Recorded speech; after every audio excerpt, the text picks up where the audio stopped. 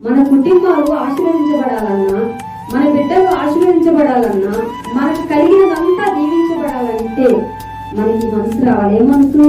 నా దేవుని సన్నిధికి నేను ఎప్పుడు వచ్చేదను నేను త్వరగా వెళ్ళాలి అనుకోవాలి. కానీ ఒకవేళ ఆరాధన 10 గంటల వరకు 12 గంటలకు వెళ్ళొచ్చింది, పాటలను అయిపోయినప్పుడు వాక్యం ఉంటే సరిపోదనుకోకూడదు అనుకోవచ్చా? 10ంటికి ఆరాధన, 12 గంటలకు మెసేజ్. మనం ఎప్పుడు వెళ్ళాలా?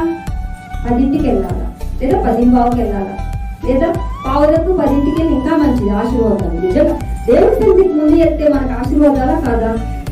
మనం దేవుని సన్నిధికి త్వరగా వెళ్ళడం ద్వారాగా మనం నష్టపోతామంటారా?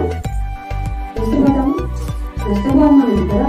ఒకవేళ త్వరగా వెళ్ళామనుకో, ఏదన్నా పని ఉండొచ్చు మందిరంలో కదా, లేకపోతే ఏదైనా పరిచయం ఉండొచ్చు, లేకపోతే ఏదన్నా అవసరత ఉండొచ్చు.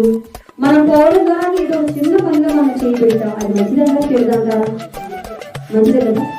మనం ఏదో ఒక చిన్న పని, ఒకవేళ ఓడవలసి వచ్చింది, లేకపోతే చేపలేయాల్సి వచ్చింది, లేకపోతే ఏదో ఒకటి మనం చేయాల్సి వచ్చింది, పాత్రలు కడగడం, ముందు వెళ్ళడం ద్వారా అది చేయడం ద్వారా మనకు నష్టమా లాభమా?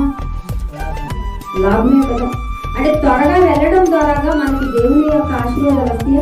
అంటే ఆయన ఆలోచనలో ఉంటాం కదా, ఉండాలి, అలా అనుకోవాలి. భక్తుడు అంటున్నాడు, నా దేవుని సన్నిధికి నేను ఎప్పుడు పోవాలా, నా దేవుని సన్నిధిలో నేను ఎప్పుడు కనపడాలని మనం ఏం చేయాలా?